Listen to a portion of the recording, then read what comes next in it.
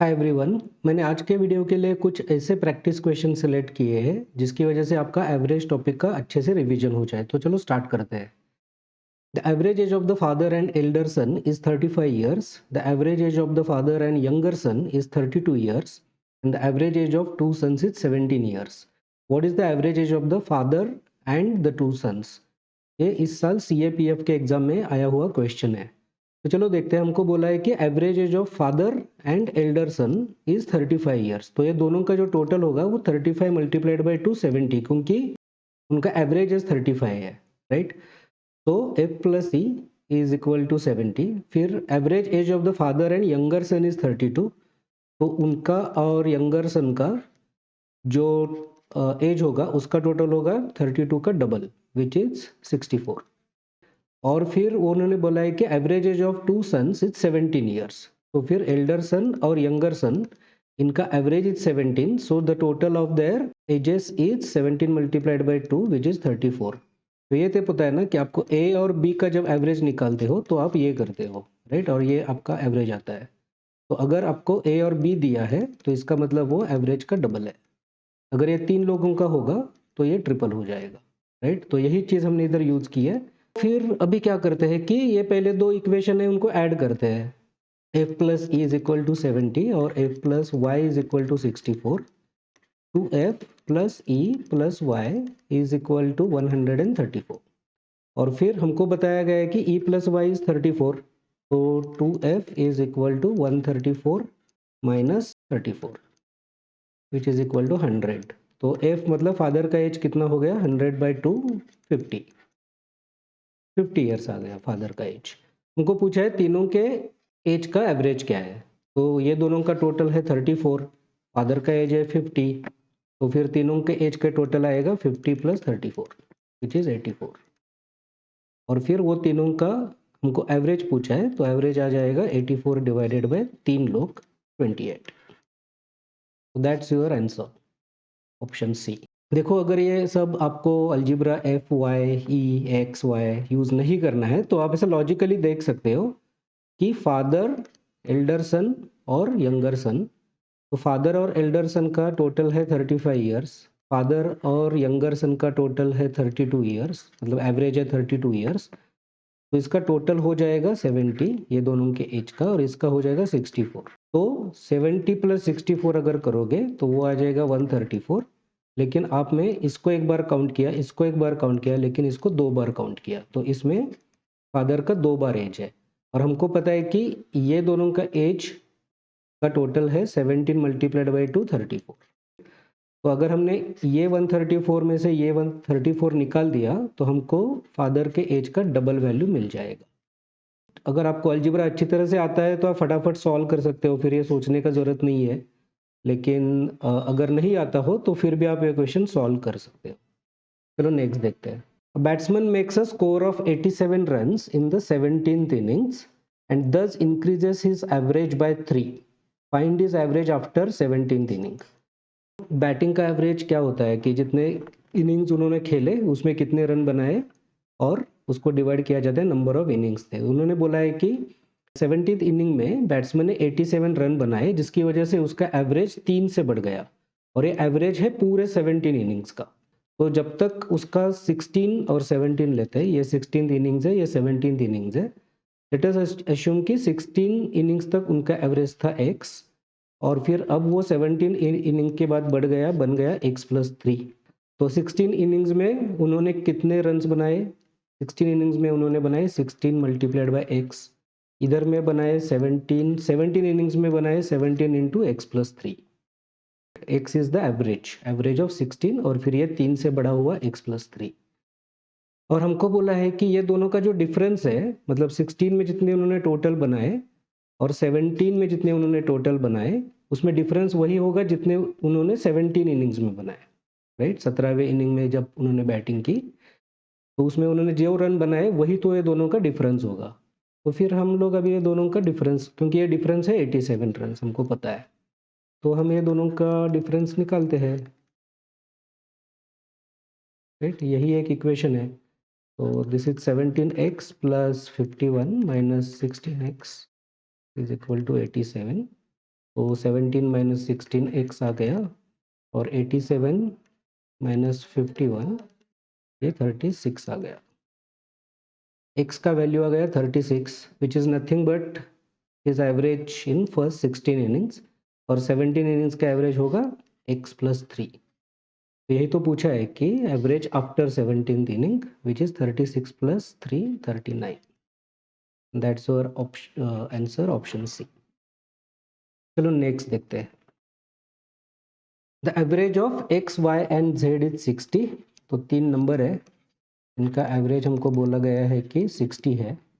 x is as much more than the average as y is less than the average। Okay, तो बोला है कि जो भी एवरेज है उससे x जितना दूर है, जितना ज़्यादा है, उतना ही y कम है।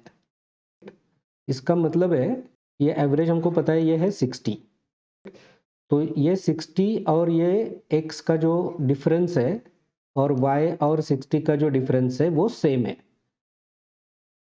x is as much more than the average as y is less than the average। तो y छोटा है, x बड़ा है और ये दोनों का डिफरेंस सेम है। इसका मतलब कि अगर हम x में से 60 निकाल दें तो ये जो डिफरेंस आएगा इट इज सेम एज 60 में से y निकाल दे, क्योंकि y छोटा है एवरेज से और x एवरेज से बड़ा है।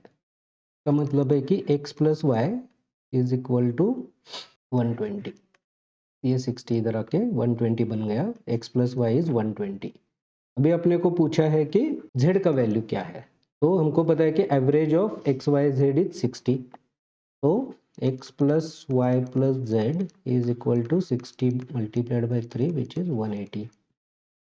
और हमको पता है कि x प्लस वाई इज 120, तो 120 plus z is equal to 180। तो z आ गया 60। That's your answer option C. अभी देखो, ये ना तुम लॉजिकली भी सॉल्व कर सकते हो, मतलब इतना सब करने की ज़रूरत नहीं है। अगर कोई भी 3 नंबर है जिसका एवरेज ये 3 नंबर है और ये तीनों का एवरेज कहाँ होगा, ये बीच वाला जो नंबर है उसके आसपास होगा। इससे बड़ा तो एवरेज नहीं होगा, इससे बड़ा तो एवरेज नहीं होगा, ये पूरे डिस्टेंस में ही एवरेज होगा और वो ये नंबर के पास होना चाहिए। अगर ये डिफरेंस सेम है और ये भी डिफरेंस सेम है तो वो एग्जैक्टली यही नंबर होना चाहिए। I will give an example. आप 20, 40 और 60 ले लो, तो ये 20 का डिफरेंस है, ये 20 का डिफरेंस है। तो जितना एवरेज से ये दूर है उतना ही ये एवरेज से दूर है। इसका मतलब थर्ड नंबर नेसेसरी यही होना चाहिए, क्योंकि अगर वो एग्जैक्टली मिडल में नहीं है ये दो नंबर्स के, तो फिर ये डिस्टेंस सेम नहीं हो सकता। Are you getting my point? और यहाँ पे हमको बोला है कि एवरेज से x बड़ा है और y छोटा है, तो ये मैटर नहीं करता कि वो कितना बड़ा या कितना छोटा है। व्हाट मैटर्स इज कि वो डिस्टेंस सेम है। तो ये जो नंबर है वही मिडल वाला नंबर होगा या थर्ड नंबर होगा जो अपने सिनारियो में 60 है। तो स्ट्रेट अवे आपको ये लॉजिक से आप बता सकते हो कि इसका आंसर है 60। आपको ये तो पता होगा या होना चाहिए कि अगर ये एवरेज है और इसके इधर कुछ नंबर है, मतलब एवरेज से बड़े वाले और एवरेज से छोटे वाले कुछ नंबर्स है, तो हर एक नंबर का एवरेज से सो डिफरेंस है। फॉर एग्जांपल यहाँ पे 3 नंबर है और यहाँ पे 3 नंबर है, तो ये जो 3 डिफरेंट नंबर्स है वो इंडिविजुअल उनका जो डिफरेंस है, ये पहले नंबर का डिफरेंस, ये दूसरे नंबर का डिफरेंस, ये तीसरे नंबर का डिफरेंस, और यहाँ पे जो डिफरेंस है ये पहले नंबर का डिफरेंस, ये दूसरे नंबर का और ये तीसरे नंबर का एवरेज से डिफरेंस। ओके, ये दो डिफरेंसेस की टोटल सेम रहती है। ओके, तो अगर ये डिफरेंस प्लस ये डिफरेंस प्लस ये difference is equal to this difference plus this difference plus this difference, ये एवरेज में हमेशा होता है। और इसलिए ये अपने सिनारियो में जब हमको 3 ही नंबर दिए हैं और बोला है कि ये और ये सेम है, तो फिर यही नंबर तीसरा मिडल वाला होना चाहिए। तो ये सब कंसेप्ट आप इस प्रॉब्लम के जरिए ध्यान में रखिए। In a class, the average marks of 40 students was calculated to be 52.15. It was later discovered that the marks of a student were taken to be 49 instead of 85. Find the real average of the class. तो बोला है कि 40 लोगों का marks का average निकाल दिया जो आया 52.15, लेकिन बाद में रियलाइज हुआ कि ये 40 में से एक स्टूडेंट का मार्क्स मिस कैलकुलेटर मिसरीड हुआ था, उनको लेना था 85 लेकिन उन्होंने लिया था 49।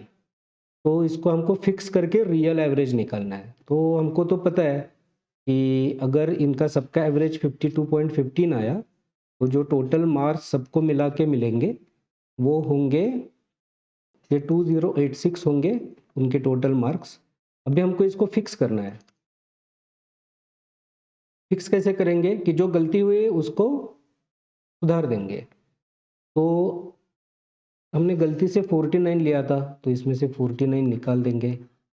सही कितना लेना चाहिए था 85, तो उसको ऐड कर देंगे और 49 और 85 का डिफरेंस आता है 36 और 2086 में मैं अगर 36 ऐड कर दूं तो मुझे मिल जाएगा 2122 मिल जाएगा और ये मेरा सही मार्क्स का टोटल है। कितने लोगों का 40 लोगों का। तो एवरेज कितना आएगा 2122 divided by 40 which is 53.05 option A. That's your answer. Okay, तो ये टाइप का सवाल ध्यान में रखना। अगर आपको कोई चीज़ फिक्स करनी है तो उसका टोटल निकालो, मतलब टोटल क्वांटिटी या मार्क या जो भी है निकालो और उसमें गलती से सुधार कर लो और फिर उसका एवरेज निकालो। चलो नेक्स्ट देखते हैं। The average of 5 consecutive numbers is n. What will be the average if the next 4 numbers are included? किसी भी कॉन्जिक्यूटिव नंबर, कॉन्जिक्यूटिव नंबर एक के पीछे एक, मतलब 2 3 4 5 6 राइट, या 17 18 19 20 21 जो भी है, ये सब कॉन्जिक्यूटिव नंबर्स है। इनका एवरेज हमेशा क्या होगा, ये मिडल वाला नंबर होगा, क्योंकि इधर भी सेम डिफरेंस है इधर भी सेम डिफरेंस है और ये कॉन्जिक्यूटिव सीरीज है। आप इसको कैलकुलेट करके देख सकते हो। अगर वो कॉन्जिक्यूटिव नंबर्स है और ऑड नंबर ऑफ टर्म्स है तो इसका एवरेज हमेशा ये मिडल वाला टर्म होगा। अच्छा, अगर ये ऑड नहीं है, ये इवन है, मतलब आप इसमें 7 भी ऐड कर लो या फिर इधर 22 ऐड कर लो, तो इसका एवरेज इसके बीच वाला होगा, मतलब दोनों तरफ सेम होना चाहिए। तो इसका एवरेज 4.5 आएगा 7 टर्म्स का और इसका 19.5 आएगा। तो ये कंसेप्ट आपको क्लियर होनी चाहिए। अभी बोला है कि 5 कॉन्जिक्यूटिव नंबर 1 2 3 4 5 इनका एवरेज n है, मतलब ये नंबर n है। What will be the average if the next 4 numbers are included. इसमें और 4 ऐड कर दिए, तो अब क्या हो गए, हमारे पहले वाले 5 टर्म्स आगे वाले 4, टोटल 9 टर्म्स हो गए। तो 9 में इधर 4 फिर बीच वाला और फिर इधर 4, 1 2 3 4 ये वाला नंबर आएगा जो हमारा 9, ये 9 टर्म्स का एवरेज आएगा। ये नंबर क्या होगा, n+1 ये टर्म होगा और ये n+2 होगा। तो answer is n+2 option A. So these are some practice questions. अगर आपको कोई स्पेसिफिक क्वेश्चन चाहिए मुझसे सॉल्व करके तो आप मुझे इंस्टा पे DM करो या फिर इस वीडियो में कमेंट में डाल दो, मैं इसको सॉल्व कर दूंगा। मैं नेक्स्ट वीडियो में कुछ एक्चुअल PYQs लेके आऊँगा एवरेजेस के, जो लास्ट ऑलमोस्ट 10 ईयर्स के हैं। Please subscribe to my channel and keep watching. I'll see you in the next video. Thank you.